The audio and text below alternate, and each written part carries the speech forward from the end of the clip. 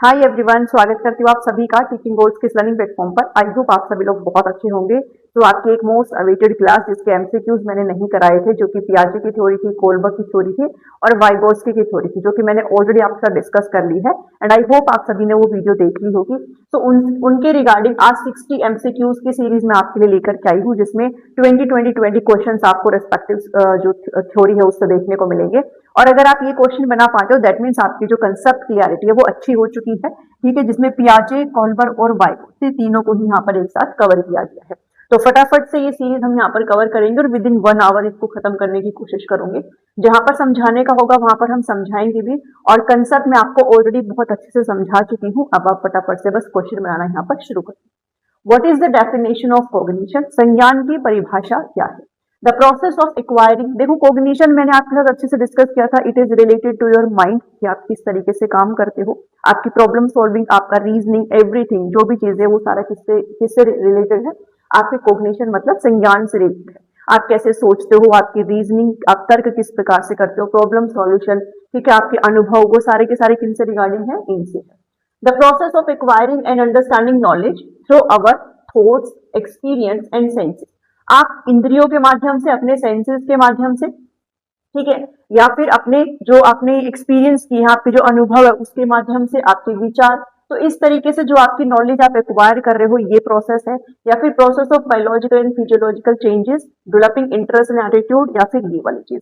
तो बहुत आसानी से आपको ये अच्छे समझ में आ रहा है कि ऑप्शन नंबर ए यहाँ पर बिल्कुल पूरी तरीके से क्या है? करेक्ट है। ठीक है, तो ये चीज आई थिंक आपको समझ में आई होगी। नेक्स्ट देखेंगे, क्वेश्चन नंबर 2 है। जहां पर समझाने का होगा वहीं पर ही रुकेंगे। One of the factor that influences how children learn and assimilation means. ठीक है, आप एक बार मैं क्विक रिकैप आप सबको करवा देती हूँ कि जब हम यहाँ पर बात कर रहे थे तो हमने यहाँ पर 3 टर्म्स को अच्छे से स्टडी किया था। ठीक है, कौन कौन से 3 टर्म्स को हमने यहाँ पर पढ़ा था? एक हमने पढ़ा था यहाँ पर स्कीमा, एक हमने यहाँ पर पढ़ा था असिमिलेशन, जिसको आत्मसातीकरण भी यहाँ पर कहा गया था, assimilation, and third one was accommodation. ठीक है, इसके अलावा और भी यहाँ पर चीजें थी वैसे, जैसे इक्विलिब्रेशन था, ठीक है, डिसइक्विलिब्रेशन था, और अडेप्टेशन भी इसी के अंदर यहाँ पर चीजें आ जाती है। तो स्कीमा क्या था? वो बेसिक जो बिल्डिंग ब्लॉक है, और आप कह सकते हो वो स्ट्रक्चर है जिसके थ्रू आपका जो ज्ञान, मतलब वो पूर्व ज्ञान जो आपके अंदर ऑलरेडी यहाँ पर समाहित है, एक तरीके से किसी भी चीज के बारे में पहले से ही आपको क्या अंडरस्टैंडिंग है, क्या ज्ञान है, ठीक है, वो आपका स्कीमा कहलाया जाता है। असिमिलेशन क्या कहलाया जाता है? कि आपका स्कीमा यहाँ पर सेम है और उसी के अंदर आप दूसरे ज्ञान को ऐड कर रहे हो, मतलब फर्दर मोर नॉलेज आप उसमें ऐड कर रहे हो, बट आपका स्कीमा क्या है? सेम है। ठीक है, लेकिन अकोमोडेशन में क्या है? अकोमोडेशन में आपका जो स्कीमा है वो क्या हो जाता है? चेंज हो जाता है। तो जब भी आपको ऐसे टर्म दिखाई दे कि मॉडिफिकेशन हो रहा है, चेंज हो रहा है, स्कीमा रिवाइज हो रहा है, ठीक है, तो वो सारी चीजें किसका पार्ट हो जाएगी? अकोमोडेशन का। जैसे मैंने एग्जांपल के थ्रू बताया था, एक कैट थी यहाँ पर, ठीक है, एक ब्राउन रंग की कैट थी। अब बच्चे ने देखा ये कैट है, अगली बार उसको एक काले रंग की कैट यहाँ पर दिखाई दी, तो वो उसको ये और नॉलेज ऐड हुई कि जो कैट है वो सिर्फ ब्राउन रंग की नहीं, वही वो व्हाइट कलर की भी हो सकती है, वो ब्लैक कलर की भी हो सकती है। तो इस केस में स्कीमा तो सेम है, लेकिन नई नॉलेज ऐड हो जा रही है, तो ये क्या है? असिमिलेशन है। नेक्स्ट टाइम अगर उसको डॉग दिखाई दिया ब्लैक रंग का, उसे देखा डॉग, तो वो कहेगा कि ये तो क्या है? कैट है। बट उसको कोई समझदार आदमी बताएगा कि नहीं, 4 पैर वाला, ठीक है, एक पूंछ वाला, तो ये सब क्या है? एक डॉग, सॉरी, एक कैट नहीं होता, डॉग भी हो सकता है, हॉर्स भी हो सकता है, कुछ भी हो सकता है। तो अब बच्चे का स्कीमा यहाँ पर बदल गया कि 4 पैर वाले तो बहुत सारे एनिमल्स हो सकते हैं। तो जब स्कीमा सेम हो और ज्ञान आप उसमें ऐड कर रहे हो, वो असिमिलेशन होता है। और जब स्कीमा ही आप बदल दे रहे हो अपनी नॉलेज के साथ, दैट मीन्स वो क्या होता है? अकोमोडेशन होता है। बात यहाँ पर असिमिलेशन की हो रही है। Process of taking new information into already existing schema. पहले से आपका जो स्कीमा है उसी के ही अंदर आप नई नॉलेज को ऐड कर रहे हो, तो वो क्या हो जाता है? असिमिलेशन हो जाता है। ठीक है, चेंज और एल्टर अगर बात आ जाए, ठीक है, बदलना या संशोधित करना, फिर वो अकोमोडेशन में चला जाता है। Moving from one stage to modifying करना भी क्या है? उसी में चला जाएगा। ठीक है, अल्टर करना हो, चेंज करना हो, रिवाइज करना हो, मॉडिफाई करना हो, ये सब अकोमोडेशन का पार्ट हो जाएगा। What are the major characteristics and developmental changes that occur in children 2 to 7? 2 to 7 वाली कौन सी अवस्था है? प्री ऑपरेशनल स्टेज है। कौन सा स्टेज है? प्री ऑपरेशनल स्टेज है। अब pre operational stage, children learn about the world through basic exercises. ये जो है सकिंग, ग्रास्पिंग, ये क्या है, सेंसरी मोटर स्टेज की बात कर रहा है। ठीक है, जो सेंसरी मोटर स्टेजेस में बच्चा सेंसेस के थ्रू काम करता है, अपने रिफ्लेक्शन के थ्रू काम करता है, अपने एक्शन से काम करता है, तो वो उसकी बात कर रहा है।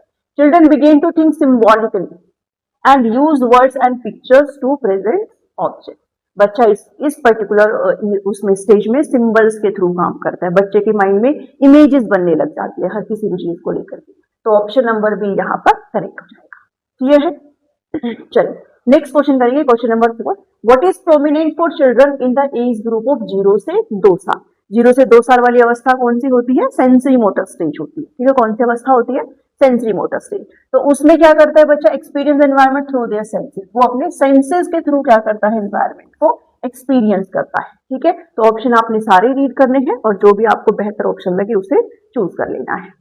नेक्स्ट क्वेश्चन देखिए, a child has developed the ability to conserve, okay, to conserve and can arrange कर सकता है वो from smallest to largest, series में लगा सकता है। ठीक है, तो आपको ये नाम से पता हो जाना चाहिए। ओके, एक नाम से ही आपको पता हो जाना चाहिए। एक कंजर्वेशन था जिसको संरक्षण कहते हैं। ठीक है, एक था क्या? सीरिएशन था।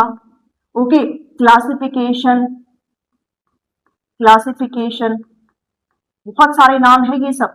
इसके अलावा क्या था भाई? रिवर्सिबिलिटी थी। ठीक है, रिवर्सिबिलिटी थी। और क्या था यहाँ पर? चलिए, डिसेंट्रेशन था। ठीक है, अब बच्चा सिर्फ एक चीजों पर फोकस नहीं करता, बहुत सारी चीजों पर फोकस कर सकता है। तो ये सारी चीजें किसका पार्ट थी? जो स्टेज नंबर 3 थी। ठीक है, जो स्टेज नंबर 3 थी, और स्टेज नंबर 3 कौन सी थी? Concrete operational stage. तो आंसर क्या आ जाएगा? Option number 3। ओके, चलिए नेक्स्ट देखो, what does accommodation adaptation means. Accommodation का क्या मतलब है? अडेप्टेशन वही हो जाता है कि भाई आप प्रेजेंट की चीज में कोई नई चीज क्या कर रहे हो? ऐड कर रहे हो और स्कीमा आपका बदल जा रहा है। तो अकोमोडेशन का मतलब क्या होता है? भाई आपका स्कीमा चेंज हो चुका है। तो taking new information into existing मतलब असिमिलेशन, सेम है ना, वो सेम की बात कर रहा है, स्कीमा आपका बदला नहीं है। For new knowledge maintaining a balance between applying previous knowledge, ये आपका किसका बात कर रहा है? इक्विलिब्रेशन। ठीक है, इक्विलिब्रेशन की वहां पर बात कर रहा है क्योंकि बैलेंस की बात कर रहा है। मॉडिफाइंग एग्जिस्टिंग प्लान्स और आइडियाज ड्यू टू इन्फॉर्मेशन और एक्सपीरियंस, जब भी मॉडिफाई की, अल्टर की, चेंज की, इन सभी की बात आए, संशोधन की बात आए, तो फिर हम किसको मार्क करेंगे? अकोमोडेशन को मार्क करेंगे। चलिए, what are the key features and developmental changes from birth to 2 years. Sensory motor की बात कर रहा है, birth to 2 years. Children become egocentric तो सेकंड नंबर में बनता है। यूज इंडक्टिव रीजनिंग तो किसमें होती है? 3rd स्टेज में होती है। यूज डिडक्टिव रीजनिंग तो 4th स्टेज में होती है। Children learn about the world through sucking, catching, watching and listening. ठीक है, this is the right answer. Okay, अगर आपको अच्छे से सारी चीजें पता है देन ये क्वेश्चन आप इजिली इनको बना सकते हैं। चलो वर्बली एक बार मैं आपको रिवाइज भी करवा देती हूँ। आप इसका चाहे तो स्क्रीनशॉट ले सकते हो और मल्टीपल जगह पर मैंने आपको चीजें प्रोवाइड कर रखी है। अगर आप मुझे फॉलो करते हो तो ये सारी चीजें है आपके पास। ठीक है, तो आप इसका स्क्रीनशॉट ले सकते हो और डट लो इस चीज को, बिकॉज बहुत काम की चीज है। एक्शन और सेंसेस से काम करेगा। ऑब्जेक्ट परमानेंस बहुत ही ज्यादा जरूरी है कि बच्चे को पता चल जाता है कि आपने उसकी साइड से कोई वस्तु हटाई है, उसको पता चल जाता है। That is object permanence. ठीक है, प्री ऑपरेशन के अंदर इसको प्री कंसेप्चुअल पीरियड कहते हैं, इसको इंट्यूटिव पीरियड यहाँ पर एक तरीके से कहते हैं। ठीक है, इसको ईगोसेंट्रिज्म की स्टेट कहते हैं। इसमें बच्चा सिंबल्स के थ्रू काम करता है। जीववाद बच्चे के अंदर आ जाता है, उसको लगता है जितने भी नॉन लिविंग थिंग्स है वो सांस लेते हैं, हमारी तरह खाते पीते हंसते बोलते हैं। इरिवर्सिबिलिटी होती है, इसमें 5 + 4 = 9 होता है, लेकिन 9 - 5 = 4 होता है, ये नहीं बता सकता बच्चा। प्री गैंग एज अवस्था इसको बोलते हैं। चाइल्ड मोनोलॉग मतलब बच्चा खुद से बात करता है इस पर्टिकुलर स्टेज में। ओके, लैंग्वेज डेवलपमेंट बहुत फास्ट होता है बच्चे का, भाषा विकास बहुत फास्ट होता है इस पर्टिकुलर स्टेज में। कंक्रीट में लॉजिकली सोच सकता है बट एब्स्ट्रैक्ट तौर पर नहीं सोचता है। अगर आपको पूछा जाए can think logically but with abstract, अमूर्त रूप से भी सोच सकता है, फिर आप फॉर्मल को लगाएं। ठीक है, जहां पर भी आपको एब्स्ट्रैक्ट आ जाए वो फॉर्मल का हिस्सा है, बिना उसके लॉजिकली की बात हो रही है तो आप कंक्रीट में जाओगे। Conservation, reversibility, seriation, decentration, classification, inductive thinking means example to rule. ठीक है, यहाँ पर आप बच्चे को पहले सबसे पहले कुछ एग्जाम्पल्स पेश करेंगे, उसके बाद आप उसको नियम बताएंगे कि हमने जो भी बच्चे किया है वो एक नियम का पार्ट है। ठीक है। लेकिन यहाँ पर आप डायरेक्टली रूल बता सकते हो उस बच्चे को, डायरेक्टली रूल बता करके और कुछ एग्जाम्पल्स के थ्रू उसको वेरीफाई करवाना जो है वो आप बताते हो, क्योंकि ये एडोलेसेंस स्टेज होती है। इसमें बच्चा प्रॉब्लम सॉल्विंग बहुत अच्छे से कर सकता है, मैथमेटिकल रीजनिंग कर सकता है, एब्स्ट्रैक्ट चीजों के बारे में बहुत अच्छे से डील कर सकता है। ठीक है, तो ये पियाजे के बारे में है भाई, इसको प्लीज ध्यान रख लेना। नेक्स्ट देखो क्वेश्चन नंबर 8 है, व्हाट एक्सप्लेनेशन डज जीन पियाजे गिव फॉर सोशलाइजेशन। समाजीकरण के बारे में जीन पियाजे ने इतनी कुछ खास बात तो करी नहीं है। उन्होंने ये कहा है कि बच्चा इंटरेक्शन करते हुए सीखता है, बट जैसे जैसे मैच्योर होता रहता है ना वैसे वैसे बच्चा सीखता है और इंटरेक्शन भी कर रहा है। तो इंडिविजुअल इंटरेक्शन की बात करी गई है, ग्रुप्स की तो बात करी ही नहीं गई है। ठीक है, पियाजे के द्वारा डेवलपमेंट ऑफ सेल्फ कंसेप्ट और रिएक्शंस ऑफ अदर्स दूसरे की तरफ से होती है, या फिर human development is the result of biological maturation and social experience. ये अगर बच्चा एक्सपीरियंस करेगा भी तो वो कैसा एक्सपीरियंस होगा, वो इंडिविजुअल एक्सपीरियंस होगा। ठीक है, व्यक्तिगत तौर पर होगी सारी की सारी चीजें, और मैच्योरेशन की बात करी गई है। ठीक है, परिपक्वता की बात करी गई है, ध्यान में रखना। ओके चलिए नेक्स्ट क्वेश्चन देखो, question number 9, what are the major characteristics and development changes during 7 to 11 years. ये आपके 3rd नंबर की स्टेज है जो कि कंक्रीट ऑपरेशनल स्टेज यहाँ पर मानी जाती है। Children tend to be egocentric 2nd number के स्टेज में होता है। They realize their action cause things to happen, या फिर they thinking becomes more logical and organized but still concrete. ठीक है, लॉजिकल तो बच्चा सोचेगा बट अभी भी कैसे ऑब्जेक्ट्स के बारे में, कंक्रीट ऑब्जेक्ट्स के बारे में, मींस ऐसे ऑब्जेक्ट्स जिनको वो फिजिकली टच कर सकता है, जिनको वो फील कर सकता है। काल्पनिक तौर पर बच्चा यहाँ पर डील अभी नहीं कर पाएगा, वो हम 4th नंबर के स्टेज में बात करेंगे। ठीक है, डिडक्टिव 4th की बात करता है। चलिए, अकॉर्डिंग टू पियाजे what activity is related to pre operational stage. 2nd number की स्टेज है, कौन सी एक्टिविटी रिलेट करेगी।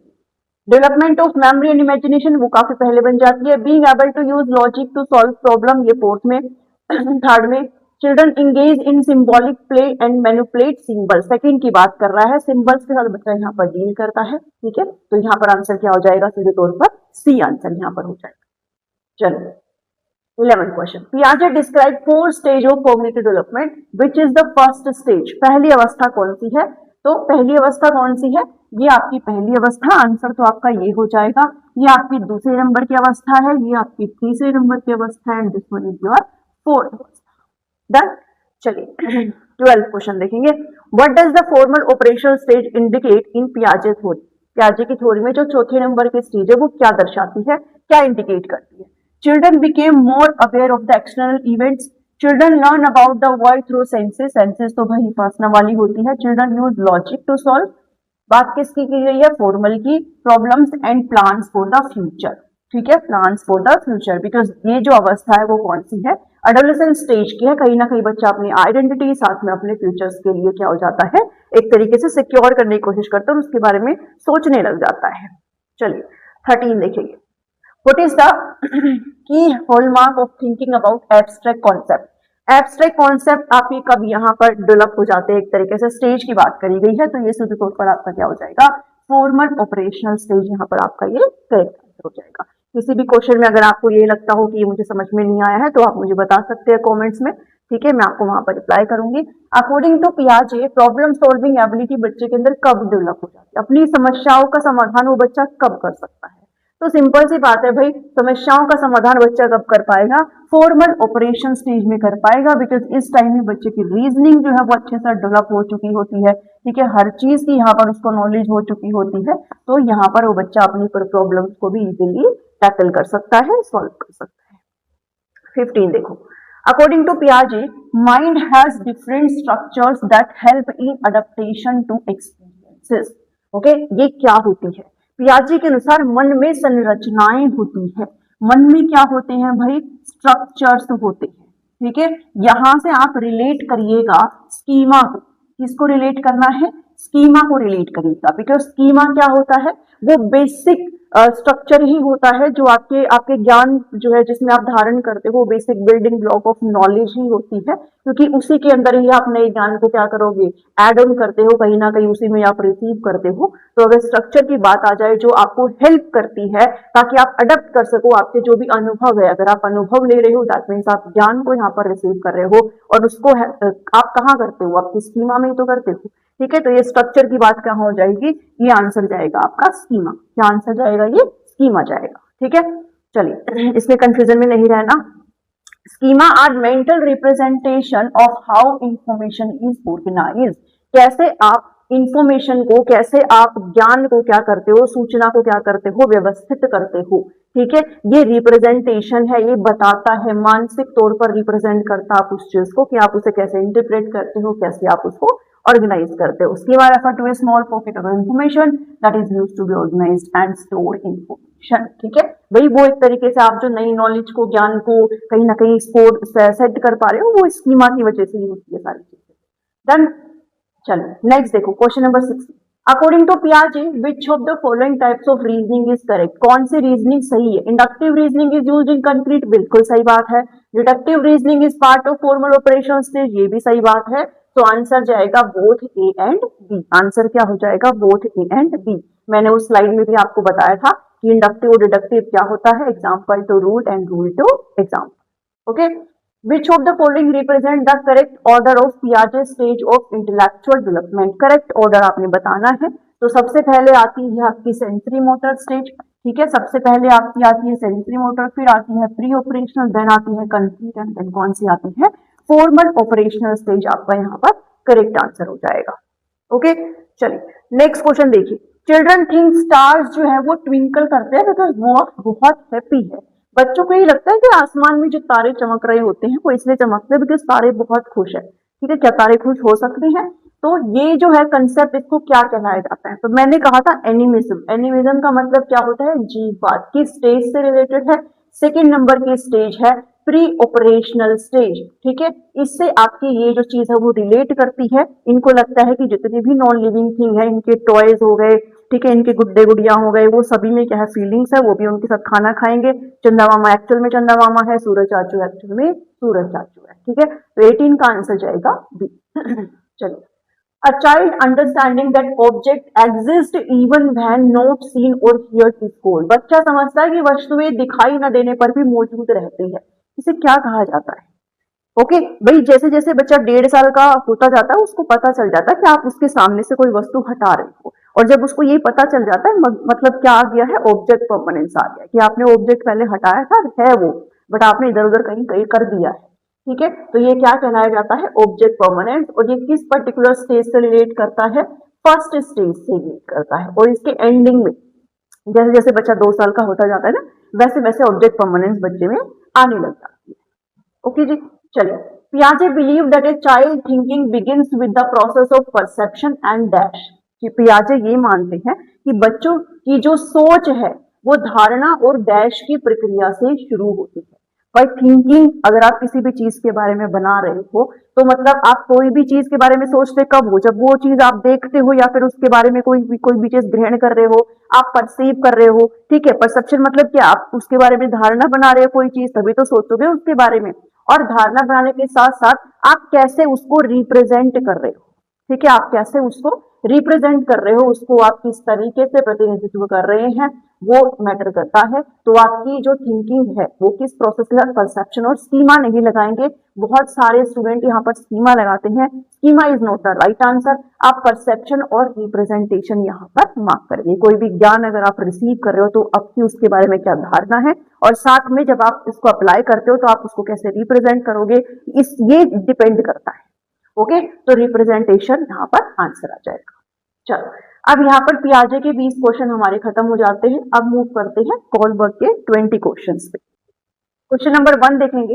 According to Kohlberg the thinking process involved in judgement about questions of right and wrong is. आप कोई भी चीज को राइट एंड रॉन्ग चूज करते हो तो उसके बारे में जो आपका सोचने की जो प्रक्रिया है कि मैं अगर राइट और रॉन्ग चूज कर रहा हूं या कर रही हूं तो मैं राइट क्या सोच के चूज कर रही हूँ और रॉन्ग में क्या सोच के चूज कर रही हूँ। तो ये जो थिंकिंग प्रोसेस है इसको क्या कहेंगे। देखो मैंने समझाया था आपको मोरल रियलिज्म क्या होता है कि जो रूल्स होते हैं वो कैसे होते हैं भाई, वो होते हैं फिक्स्ड, ठीक है। और ये मैंने पियाजे की जब मोरल डेवलपमेंट थ्योरी करवाई थी तब आपको बताया था कि जो रूल्स होते हैं वो कैसे होते हैं, फिक्स्ड होते हैं, आप उनको चेंज नहीं कर सकते। अगर आप उनको चेंज करेंगे या फिर अगर आप उनको तोड़ेंगे तो आपको पनिशमेंट मिलेगी इमीडिएट। मतलब रूल जो होते हैं वो कैसे होते हैं, डिवाइन टाइप होते हैं, देवी तुल्य होते हैं, आप उनको ब्रेक नहीं कर सकते हो। जबकि मोरल डिलेमा क्या है कि आपको राइट और रॉन्ग के बीच में से किसी भी एक चीज में आपको क्या है, दुविधा है, आपको चुनना पड़ेगा भाई कोई भी एक चीज, ठीक है। तो इस दुविधा को ये बोलते हैं moral dilemma. Morality of cooperation क्या होता है कि आप क्या कर सकते हो, जो आपका जो रूल्स होते हैं ना वो फ्लेक्सिबल होते हैं। इस केस में कैसे होते हैं, फ्लेक्सिबल होते हैं, मीन्स लचीले होते हैं। आप कोऑपरेशन की हेल्प से, सहयोग की भावना से आप इनको चाहो तो बदल सकते हो, जबकि इस केस में आप नहीं बदल सकते हो भाई, जो बना दिए वो बना दिए, you can not change it. But यहाँ पर कोऑपरेशन की हेल्प से आप क्या कर सकते हो, चेंज कर सकते हो। अगर आपको याद हो तो ये पियाजे का ऑटोनोमस स्टेज था और ये क्या था, हेट्रोनोमस स्टेज था, ठीक है, हेट्रोनोमस स्टेज था। और मोरल रीजनिंग क्या होती है कि आपने सही और गलत के बीच में से किसी एक चीज को चुना है, बट उसके पीछे की रीजनिंग आपने क्या रखी है, उसके पीछे की आपकी सोचने की थिंकिंग क्या है, उसके पीछे क्या आपने सोचा है, दिस इज मोरल रीजनिंग, ठीक है। तो आंसर क्या जाएगा इस पर्टिकुलर थिंग का, ऑप्शन नंबर डी, ये इसका करेक्ट आंसर जाएगा।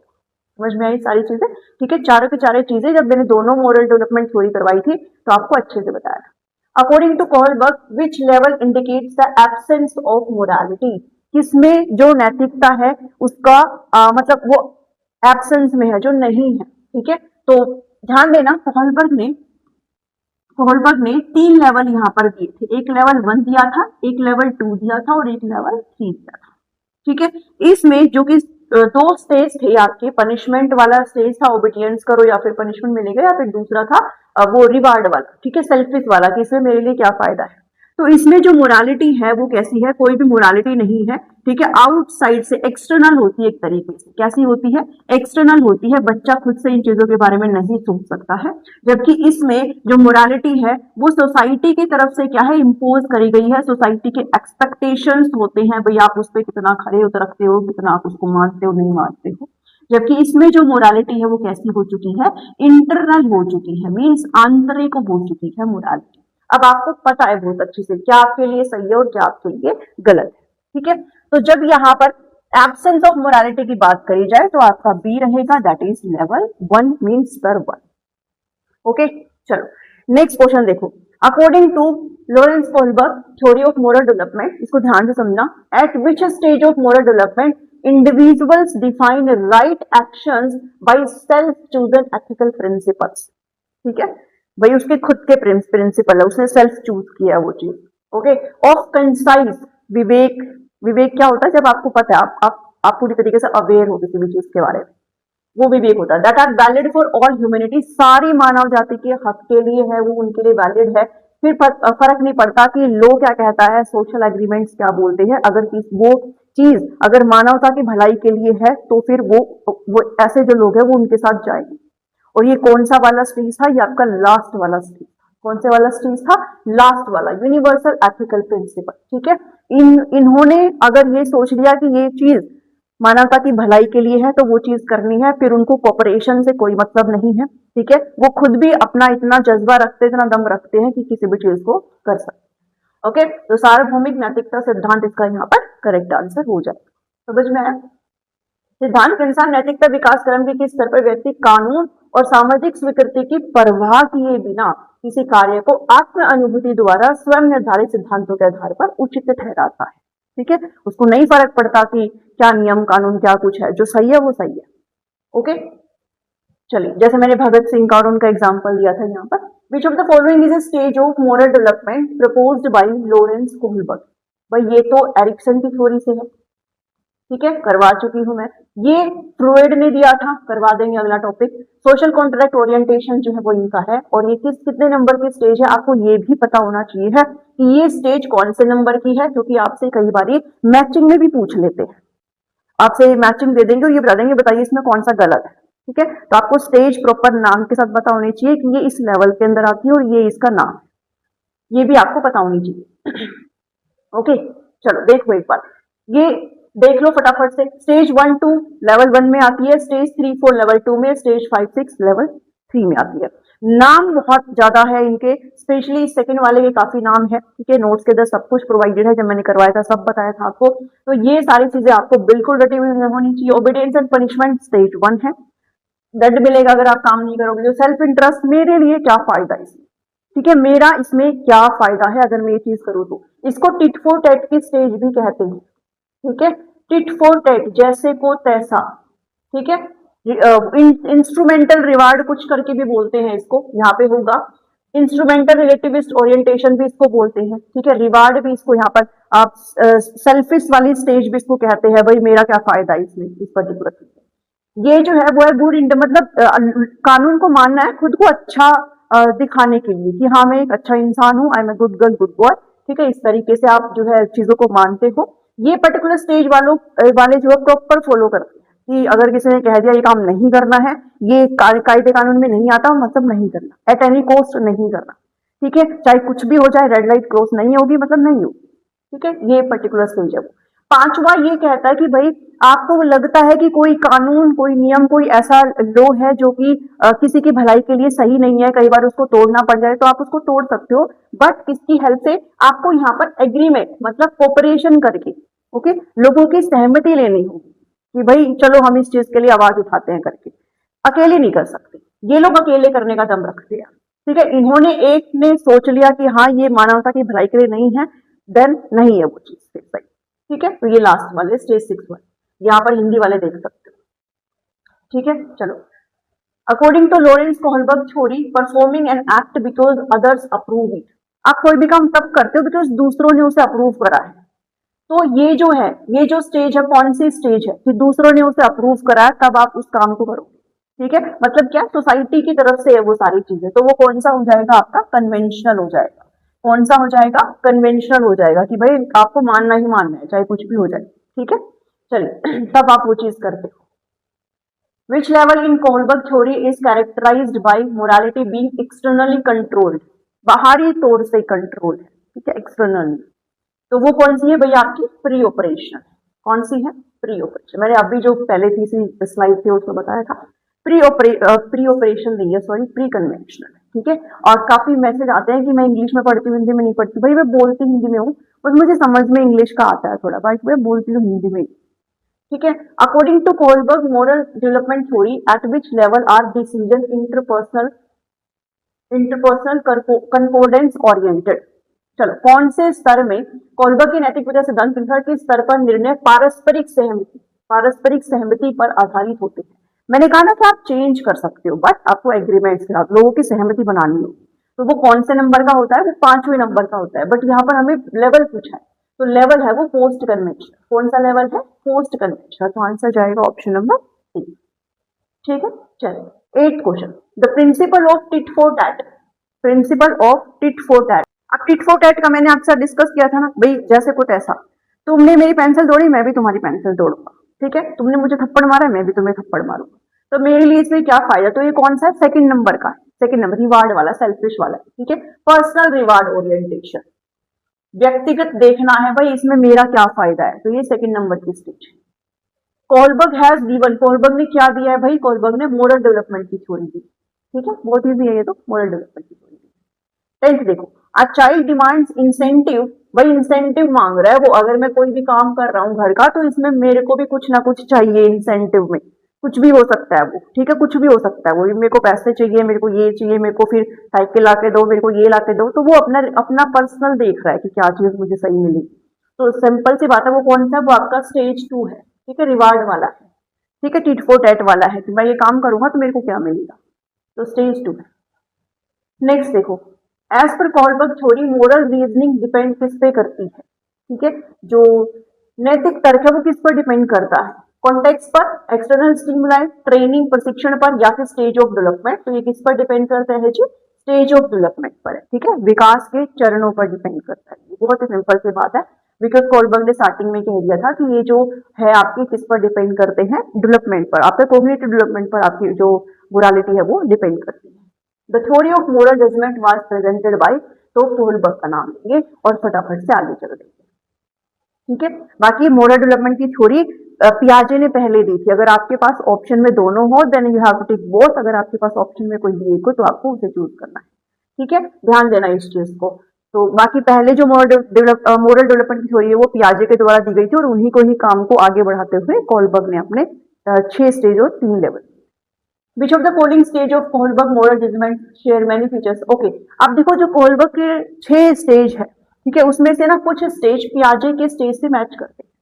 तो आपने अगर ध्यान दिया हो, पियाजे ने मोरल डेवलपमेंट के 2 स्टेज दिए, एक दिया था हेटेरोनोमस, ठीक है, और एक दिया था ऑटोनोमस, ठीक है। हेटेरोनोमस में क्या था भाई, रूल्स फिक्स्ड थे, आप उसको चेंज नहीं कर सकते, डिवाइन टाइप थे, रूल्स कैसे थे, फिक्स्ड थे, ठीक है, रेड लाइन नहीं तोड़नी मतलब नहीं तोड़नी। ऑटोनोमस में क्या है, वो फ्लेक्सिबल थी, ठीक है, रिलेटिविज्म की स्टेज थी, ये रियलिज्म की स्टेज थी, यथार्थवाद आप चेंज नहीं कर सकते हो, ये रिलेटिविज्म थी कि रूल्स फ्लेक्सिबल होते हैं, लचीले होते हैं, आप चाहो तो एग्रीमेंट्स के साथ या फिर कोऑपरेशन के साथ आप क्या कर सकते हो, उनमें बदलाव कर सकते हो, ठीक है। तो इनसे ही आपके कोहलबर्ग के 3 लेवल है जो कि रिलेट करते हैं। तो जो आपका level stage stage 1, stage 2 and stage 3, जो स्टेज 1 है वो इसके पियाजे के जो हेटेरोनोमस स्टेज है इससे रिलेट करता है, ठीक है, क्योंकि उसमें भी भाई आपको दंड मिलेगा और यहाँ पर भी क्या है कि आप काम नहीं करोगे तो ओबीडियंस नहीं रहोगे, तो ओबीडियंट नहीं रहोगे तो आपको पनिशमेंट मिलेगी। जबकि जो स्टेज 2 और जो स्टेज 3 है वो किससे बिलोंग करता है, वो ऑटोनोमस वाली स्टेज से बिलोंग करता है, पियाजे, ठीक है। तो स्टेज 1, 2 एंड 3 क्या है, पियाजे की उससे रिलेट करती है। क्लियर चीज है, कैसे करती है बता दिया। नेक्स्ट चलिए question number 14। According to Kohlberg which of the following represent the pre conventional level. पहले लेवल की बात हो रही है, ठीक है, पहले लेवल में पनिशमेंट की हम बात करते हैं, किसकी बात करते हैं, पनिशमेंट की हम बात करते हैं। नेक्स्ट करेंगे question number 15। Which of the following stage is not proposed by Lawrence Kohlberg. Conventional तो दी है, पोस्ट दी है, प्री दी है, बट अनकन्वेंशनल नहीं दी, तो आंसर जाएगा बी। चलिए, विच of the following studied moral development in children. अब देखो कोहलबर्ग ने दिया, पियाजे ने भी दिया, तो यहाँ पर ऑप्शन सी का है ना बोल, तो आप खाली फटाफट कोहलबर्ग देखा उसको बबल मत कर देना, दोनों दिया है तो दोनों पे टिक करो, ठीक है, क्योंकि पियाजे ने भी तो दिया ना भाई। विच of the following is not a moral habit. कौन सी नहीं है, नैतिक आदत कौन सी नहीं है, अच्छा बोलना क्या नहीं है, या फिर किसी के प्रति सहानुभूति दिखाना क्या नहीं है, या फिर करेक्ट प्रोनाउंसिएशन अच्छा उच्चारण, या फिर शोइंग काइंडनेस किसी के प्रति दयालुता दिखाना। तो जो नहीं है वो सिंपल सी बात है, करेक्ट प्रोनाउंसिएशन है, ठीक है, इसका क्या ही मतलब इससे, बाकी सारी चीजें नैतिकता का पार्ट है। Which of the following play an important role in the development of moral values. Prayer assembly, proper socialisation, intellect, या फिर all of this, very simple all of this, ठीक है, सारी चीजें यहाँ पर सही हो जाएगी और मुझे नहीं लगता आपको इसमें डाउट भी होगा। चलिए, moral values can be effectively inculcated among the students when the teacher को क्या करना चाहिए, टीचर को कैसा होना चाहिए कि बच्चों के अंदर भी मोरल वैल्यूज आए। तो स्टोरीज अच्छे पर्सन की सुनानी चाहिए, या फिर खुद भी उसके अंदर मोरल वैल्यूज का उसे प्रैक्टिस करना चाहिए, या फिर फ्रीक्वेंटली मोरल वैल्यूज के बारे में बात करे तो हो पाएगा, या फिर देवी देवताओं के बारे में। तो जब तक टीचर खुद से सारी चीजों को अपने अंदर अप्लाई नहीं करेगा, अपने बिहेवियर को वैसा नहीं बनाएगा, तो छात्रों को क्या ही सिखा देगा, ठीक है। Kohlberg theory has been critic, भाई इनको क्रिटिक किया गया था कैरल गिलिगन नाम की एक महिला थी इनके द्वारा, ठीक है, क्योंकि उन्होंने एडिकेटली एड्रेस नहीं किया द रोल ऑफ, किसके रोल को एड्रेस नहीं किया, तो उन्होंने जेंडर में पक्षपात किया है, क्योंकि इन्होंने जो दिया है अपना थ्योरी वो मेल सैंपल पर दिया है, जितने भी बॉयज थे उन्होंने क्वेश्चन के आंसर किए थे उसके हिसाब से इन्होंने इस थ्योरी को दे दिया। जो फीमेल पर्सपेक्टिव है उसको शामिल किया ही नहीं, किसी भी फीमेल का उसने सोचा ही नहीं, भाई हो सकता है वो अलग तरीके से सोचती हो, ठीक है, तो फीमेल पार्ट को इन्होंने इग्नोर किया, इसलिए जेंडर यहाँ पर हम आंसर करें। चलो एक क्वेश्चन और है, कैरल गिलिगन ने क्रिटिसाइज किया है भाई by arguing that men have morality of dash while women have morality of dash. मैंने कहा था कि जो महिलाएं होती है वो घर का देखभाल करती है, तो जो महिलाएं की मोरालिटी होती है वो किससे रिलेट करती है, केयर से, और जो मेन होते हैं वो उनकी जस्टिस से करती है, किससे करती है, न्याय से। ये देखभाल और ये न्याय, ठीक है, ऐसे आप याद कर सकते हैं, महिलाएं सबका ध्यान रखती है, केयर करती है, ठीक है, केयर सब करते हैं बट याद करने के पर्पज से। तो आगे आदमियों का, आदमी कहा है तो जस्टिस और केयर इसका करेक्ट आंसर आएगा, that means option number A, ये नहीं आएगा, वो केयर उल्टा है, ठीक है, तो जस्टिस और केयर इसका करेक्ट आंसर है। चलो 21 क्वेश्चन हमने वहां पे करे, एक क्वेश्चन एक्स्ट्रा था, चलो अच्छी बात है। अब करेंगे वाइगोत्स्की के क्वेश्चन, ठीक है, वाइगोत्स्की के क्वेश्चन आप फटाफट से देखिए। क्वेश्चन नंबर 1 है, What does the zone of proximal development ZPD represent in Vygotsky's theory? ZPD आपको पता है क्या होता है, ठीक है। एक काम वो जो बच्चा खुद से कर सकता है वो ZED होता है, जोन ऑफ एक्चुअल डेवलपमेंट। एक काम वो ये ZAD है, खुद से कर सकता है, ये वो कर सकता है लेकिन खुद से नहीं कर सकता। ये जो बीच में डिफरेंस है, ठीक है, ये पेन का जो है ना, ये वाला part, this is ZAD zone of actual development and this part is ZPD, that is sorry, ये LAD है, level of actual development, and ये है LPD, level of potential development. ये वो काम है जो बच्चा खुद से कर सकता है, ये वो काम है जो बच्चा किसी की हेल्प से ही कर सकता है। इसके अलावा इधर आप कितने उसको हेल्प कर लो वो नहीं जा पाएगा। और इन दोनों के बीच का ये जो डिस्टेंस है, ये जो पेन है आपके सामने, ये है आपका ZPD zone of proximal development, जो कि बच्चा खुद कर सकता है और उससे करवाया जा सकता है but with the help of others. तो इस डिस्टेंस को बांटने का काम, ये जो क्षेत्र है इसको बोला जाता है समीपस्थ विकास का क्षेत्र, ठीक है। लेकिन इस खाई को भरने के लिए MKO की हेल्प ली जाएगी, ठीक है, मोर नॉलेजेबल अदर, जो कि हेल्प प्रोवाइड करेगा। कैसी हेल्प? एक टेम्परेरी हेल्प रहेगी जिसको टाइम रहते दिया जाएगा, और जब लगेगा कि भाई अब मुझे ये हेल्प हटा लेनी चाहिए तो कि बच्चा कर लेगा तो फिर उसको हटा लिया जाता है, ओके। और इस हेल्प को बोला जाता है स्कैफोल्डिंग। क्या बोला जाता है? स्कैफोल्डिंग। जैसे इस वक्त मैं आपके लिए MKO हूँ और आपकी हेल्प कर रही हूँ, ठीक है, और आपकी हेल्प तब तक करूंगी जब तक आपका पेपर नहीं क्लियर हो जाता। तो एक हेल्प है मेरी तरफ से आपके लिए ताकि आपका पेपर क्लियर हो जाए, ठीक है। तो वो क्या है? स्कैफोल्डिंग कहलाई जाती है। व्हाट डज द अब जोन ऑफ प्रॉक्सिमल डेवलपमेंट क्या होता है? Task that are too difficult for children which can be accomplished by them through adult support. Yes, ऐसे टास्क जो बच्चा खुद से नहीं कर सकता लेकिन अगर किसी का सपोर्ट मिल जाए तो बहुत अच्छे से कर लेगा, तो वो ZPD होता है, ठीक है। वो क्या होता है? ZPD होता है। Which of the following is correct with respect to zone of proximal development? Zone of proximal development की बात हो रही है, ठीक है। It is that phase where the maximum development takes place, वही मैक्सिमम वाला तो LPD होता है। It is that phase of development where student takes full responsibility for his own learning, खुद से जो अपनी लर्निंग की रिस्पॉन्सिबिलिटी ले रहा है वो LAD होता है, लेवल ऑफ एक्चुअल डेवलपमेंट, जिसमें उसको मदद की जरूरत नहीं होती। ये एक ऐसा कॉन्टेक्स्ट है जिसमें student can almost perform a task on their own with the right help of support, ठीक है। ये आंसर है आपका ZPD का। क्लियर है? समझ में आया? चलो, which of the following thinkers while considering children active seeker of knowledge stress the role of culture? And इसका बात तो भाई कौन ही करता है, लेव वाइगोत्स्की, ये लेव वाइगोत्स्की। इन्होंने भी कहा है कि बच्चे एक्टिव सीकर्स होते हैं नॉलेज के। पियाजे ने भी कहा है कि बच्चा एक्टिवली एक्सप्लोर करता है सारी चीजों को, ठीक है। जो वाइगोत्स्की है उन्हें सोशल कंस्ट्रक्टिविस्ट कहा जाता है, सामाजिक संरचनावाद के जनक माना जाता है। पियाजे को कॉग्निटिव कंस्ट्रक्टिविस्ट कहा जाता है, संज्ञानात्मक संरचनावाद के जनक माने जाते हैं वो, ठीक है। तो डिफरेंस है दोनों के बीच में, जो डिफरेंस है वो भी आगे आ जाएंगे, आंसर इसका पहुंच जाएगा। While attempting to solving a jigsaw puzzle, 5-year-old Ketan खुद से बात करता है, I must find the yellow piece, मुझे एक येलो टुकड़ा चाहिए इस पजल को सॉल्व करने के लिए। गोल वाला नहीं चाहिए बल्कि स्क्वायर वाला चाहिए, जो यहाँ आएगा और इस पजल को पूरा कर देगा, ठीक है। अब अगर आपको ध्यान हो तो वाइगोत्स्की ने 3 प्रकार के स्पीच की बात करी है। एक था आपका सोशल स्पीच, सेकंड था private speech, and third one कौन सा था?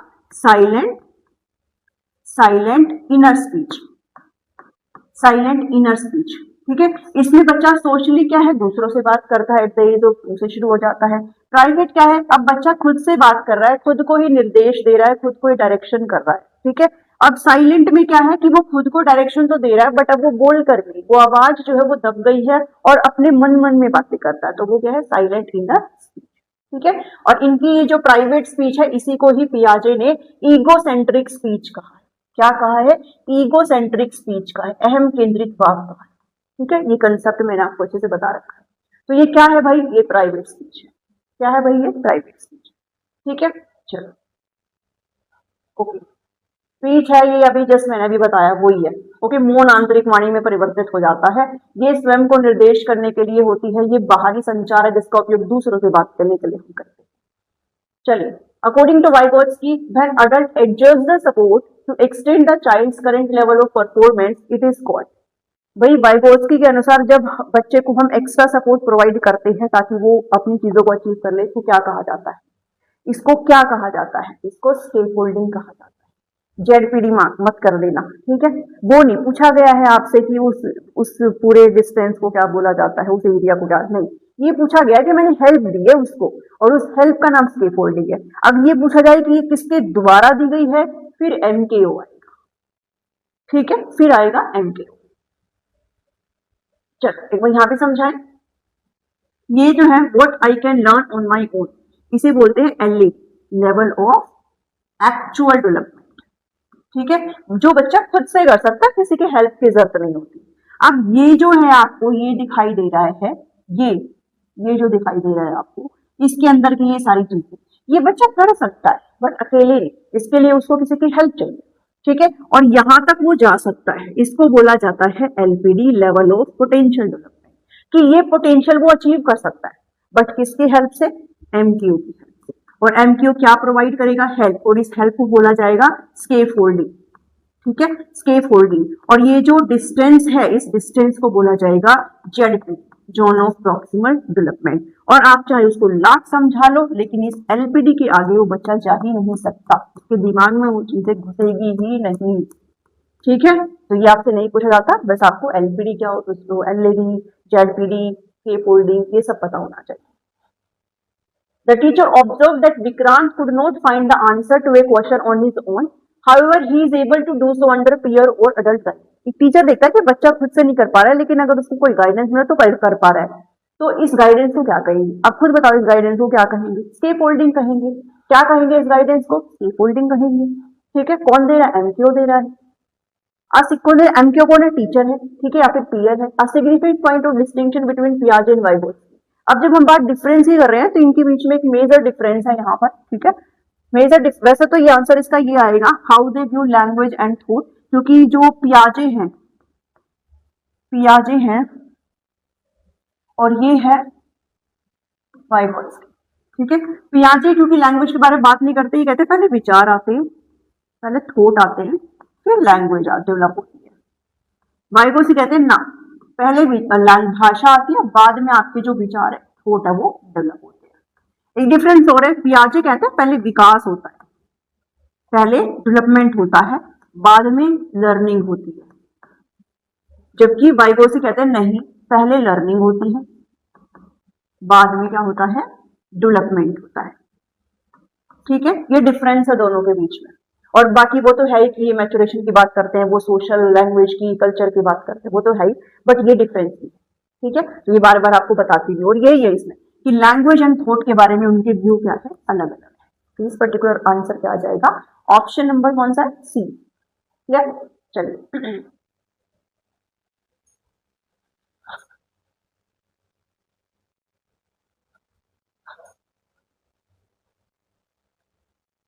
Which one of the following statement about children would Vygotsky agree with? Vygotsky जो है वो किससे एग्री करते हैं, children learn when they are offered, नहीं, रिवार्ड्स मिलता है तब नहीं करते, ठीक है, कंडक्टिव लैबोरेटरी भी नहीं, एविल नहीं होते हैं बच्चे, बल्कि क्या है, children learn through social interaction with peers and adults. बहुत ही आसान सी चीजें हैं, ठीक है, पता ही होगा क्या मतलब है इसका। What is the primary role of a teacher according to Lev Vygotsky? Lev Vygotsky के अकॉर्डिंग जो टीचर है उसका मुख्य रोल क्या है, to transfer information to the students and focus on exact reproduction, मतलब सिर्फ उतना ही ट्रांसफर करो आप चीजों को कि आपको जो रिजल्ट निकालना वही आए, मतलब क्लास का रिजल्ट अच्छा आना चाहिए, बस इसलिए काम करना है। या फिर scaffold children thinking, yes, बच्चे की जो विचार है, जो थिंकिंग है, जो सोच है, उसको हमें और क्या करना चाहिए है, बढ़ावा देना चाहिए, उसको हेल्प करनी चाहिए और उसको सुदृढ़ बनाना चाहिए, उसको और मजबूर बनाना चाहिए, ठीक है। आंसर जाएगा ऑप्शन नंबर 2। चलिए 10th देखो, विच of the following is based on Vygotsky social culture theory? तो वही रेसिप्रोकल टीचिंग, अगर आपने कंसेप्ट देखा हो तो रेसिप्रोकल टीचिंग इसका करेक्ट आंसर है, ठीक है। वही मैंने कहा था ना, कोई भी टेक्स्ट मटेरियल होता है, आपको लिखा हुआ होता है, तो कुछ कुछ बच्चों का ग्रुप बन रहा होता है और वो टीचर की भूमिका निभा रहे होते हैं वहां पर, और ये जो टीचिंग है वो करी जाती है रीडिंग कॉम्प्रीहेंशन को बेटर बनाने के लिए, आपके पठन को है अच्छा बनाने के लिए की जाती है। उस पर्टिकुलर टेक्स्ट को वो लोग पढ़ते हैं, उसमें से कोई डेटा निकालना है वो निकालते हैं, किसी को दिक्कत हो रही होती है उसको समझाने का काम करते हैं, समराइज करते हैं उसको, ठीक है, तो समराइज करते हैं, क्वेश्चनिंग करते हैं, प्रिडिक्शन करते हैं, क्लैरिफाई करते हैं, और ये चीजें मैंने आपको अच्छे समझाया था। तो ये क्या है, रेसिप्रोकल टीचिंग, ठीक है।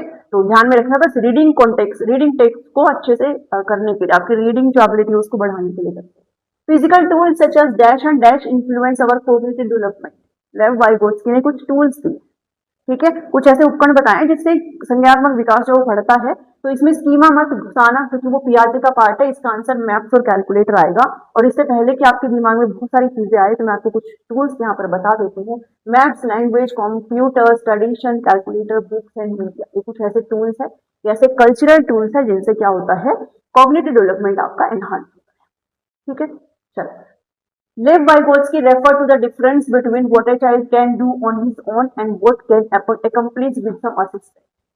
लेव वाइगोत्स्की ने उस अंतर को क्या बताया कि बच्चा खुद से कर सकता है और किसी की हेल्प से कर सकता है। ये जो अंतर है इसको क्या बताया, इस अंतर को जेडपीडी बताया, जोन ऑफ प्रॉक्सिमल डेवलपमेंट। सीधा सा क्वेश्चन था। ठीक है, which one of the following statement best summarises the relationship between development and learning as per Vygotsky. Okay, मैंने जो डिफरेंस अभी बताया ना वही है। ठीक है, कि वाइगोत्स्की की नजर में डेवलपमेंट और लर्निंग में क्या फर्क है। वाइगोत्स्की के लिए क्या है कि लर्निंग पहले होगी बाद में डेवलपमेंट होता है। ठीक है, लर्निंग पहले होगी बाद में क्या होता है, डेवलपमेंट होता है। इंडिपेंडेंट तो नहीं होगा, development process legs behind the learning, this is the okay. Legs behind मतलब भाई लर्निंग पहले होती है, विकास की प्रक्रिया सीखने की प्रक्रिया से पीछे रह जाती है, यानी कि पहले सीखना होगा बाद में विकास। Answer option number 2। ओके, कोई चीज छोड़ी नहीं है मैंने, हर चीज समझाया। As a teacher who firmly believes in social constructive theory of Lev Vygotsky, which of the following method would you prefer? आप जब अपने स्टूडेंट को असेस करेंगे तो आप कौन सा मेथड प्रेफर करेंगे अकॉर्डिंग टू लेव वाइगोत्स्की? आप रिकॉल क्वेश्चंस देंगे उनको असेस करने के लिए, या फिर मल्टीपल चॉइस क्वेश्चन देंगे आप उनको असेस करने के लिए, कोलैबोरेटिव प्रोजेक्ट्स देंगे या फिर स्टैंडर्डाइज्ड टेस्ट देंगे? बहुत ही सिंपल सी बात है, कोलैबोरेटिव। ठीक है, ग्रुप में करने की बात कहते हैं, कोऑपरेटिव लर्निंग की बात करते हैं, कोलैबोरेटिव लर्निंग की बात करते हैं। अगर आप भूल गए हैं तो मैं आपको बता दूं, एक था कोलैबोरेटिव जिसमें ग्रुप्स में ही जो है बच्चे डिवाइडेड होते हैं, ग्रुप्स में ही होते हैं, और इनका जो टास्क होता है वो एक ही होता है, हर बच्चा जो है काम करता है, उसमें किसी भी बच्चे का ऐसा फिक्स नहीं होता कि इसको यही काम करना है और इसको यही काम करना है, मिलकर के सारे काम करते हैं और एक कॉमन गोल वो शेयर करते हैं। कोऑपरेटिव में क्या होता है, कोऑपरेटिव में टीचर अहम रोल में होता है, टीचर हर बच्चे को टास्क असाइन करता है, ये टास्क इसका है, ये टास्क इसका है, ये टास्क इसका है, ये अपने काम के लिए जवाबदेही है, ये अपने काम के लिए, ये अपने काम के लिए जवाबदेही है। ठीक है, आपस में एक दूसरे काम का जवाबदेही नहीं है, जबकि जो कोलैबोरेटिव है उसमें सारे जवाबदेही होते हैं हर चीज की, बस ये डिफरेंस है। ठीक है, बाकी आउटकम तो सबने ही निकालना होता है। तो कोलैबोरेटिव प्रोजेक्ट इसका यहाँ पर करेक्ट आंसर आएगा। In a Vygotskian classroom, when a small group of classmates work towards reaching a common goal, they are engaged in just अभी मैंने आपको बताया कोऑपरेटिव लर्निंग। ठीक है, जस्ट अभी आपको बताया कि कोऑपरेटिव लर्निंग शेयर करते हैं कॉमन गोल, तो सबको काम करना होता है, आंसर जो आउटकम है उसे निकालना होता है, प्रोजेक्ट सबको मिला हुआ होता है। ठीक है, 15 का answer 2। Which of the following is the basis of लेव वाइगोत्स्की व्यू ऑन डेवलपमेंट? क्या व्यू है उनकी? मैचुरेशन एंड कल्चर, मैचुरेशन की बात प्याजे करते हैं। ठीक है, लैंग्वेज एंड कल्चर यहाँ पर करेक्ट आंसर, लैंग्वेज और कल्चर। ऐसे क्वेश्चन आते हैं इनके रिलेटेड, आपको इतना भी चीज समझ में आए जितना मैंने बताया, आपका बचेगा ही नहीं क्वेश्चन, आराम से कर लोगे आप। ठीक है, which of the following is the root cause of cognitive development? क्या रूट कॉज है संज्ञानात्मक विकास की लेव वाइगोत्स्की अकॉर्डिंग? आपका ये जो डेवलपमेंट है कैसे होता है according to Lev Vygotsky? Social interaction. किससे होता है? Social interaction. सोशल इंटरेक्शन के अलावा इन्होंने किसकी बात करी है? आप जब कम्युनिकेशन करते हो, भाई इंटरेक्शन करोगे तो उसके लिए लैंग्वेज की आवश्यकता है ना, कम्युनिकेशन की आवश्यकता है। ठीक है, कल्चर, संस्कृति की बात करी है। ये 3 पॉइंट है जो इन्होंने बहुत अच्छे से उठाए हैं। 18 देखो, what does Lev Vygotsky call the verbal dialogues that children make to themselves? जो खुद से वो वर्बल संवाद कर रहे हैं, जो डायलॉग कर रहे हैं खुद से, उसको क्या बोला गया है? उसको ईगोसेंट्रिक टॉक कहा गया है। ठीक है, क्या कहा गया है? Egocentric talk. चलो, in Vygotsky theory which aspect of development gets neglected? कौन सा एस्पेक्ट है जो इन्होंने नेग्लेक्ट कर दिया, इस पर ध्यान नहीं दिया वाइगोत्स्की ने? तो इन्होंने बायोलॉजिकल चीजों पर ध्यान नहीं दिया है, बाकी इस पे तो उन्होंने बढ़ चढ़कर बात की ही है। ठीक है, इसके ऊपर पियाजे बात करते हैं, इसलिए कहा कि दोनों क्या है एक दूसरे के एंटी। कॉग्निटिव, कुछ चीजें उन्होंने सही भी कही है, सेम भी कही है। ठीक है, cognitive development emanates from social interaction with directed learning from the area of proximal development.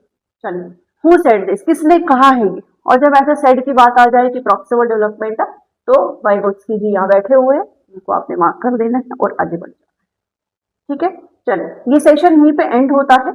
Okay, और ये पियाजे के आंसर्स है, ये कोलबर्ग के होंगे, वाइगोत्स्की के आंसर्स आपको मिल जाते हैं। कैसे लगी आपको आज की क्लास मुझे जरूर बताना। ठीक है, लाइक करना, कमेंट करना, चैनल पर नए हो तो शेयर जरूर करना। प्लेलिस्ट का लिंक वीडियो के डिस्क्रिप्शन में मिल जाएगा। ओके, रात को रिकॉर्ड कर रही हूँ इसे, 9-10 बज गए आई थी, और ये सुबह मुझे देनी थी आपको आज, बट नहीं दे पाई मैंने शॉर्ट भी डाला था उसका। ठीक है, तो ये अब आपको कल मिलेगी, सैटरडे को जल्दी अपलोड कर दूंगी। ओके, और कल आपको एक क्लास और एक्स्ट्रा मिलेगी। और मैथ्स तो आप देख नहीं रहे हो, मैंने ऑलरेडी क्लास अपलोड कर रखी है, उसको प्लीज देखो, क्योंकि फिर टाइम से ही सारी चीजों को आप करते रहिए, बीच में रीजनिंग की क्लास भी लेकर के आओ। मिलती हूँ नेक्स्ट वीडियो में। Thank you, thanks for watching.